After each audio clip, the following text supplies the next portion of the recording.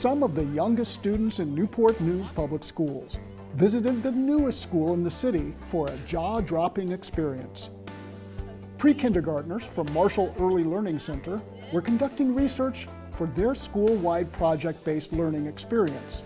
One class was learning about why teeth are important, while the other class was exploring how community helpers support our community. So, they were invited to visit Discovery STEM Academy, where instructional technology coach Tiffany Cobbs designed fun, interactive activities to cover both topics.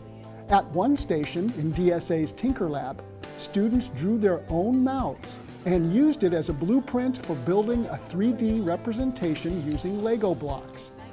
While on the other side of the lab, Cobb was joined by Marshall's ITC, Karen Griffin, to explore the world of 3D printing and how dentists and orthodontists use this technology to help their patients.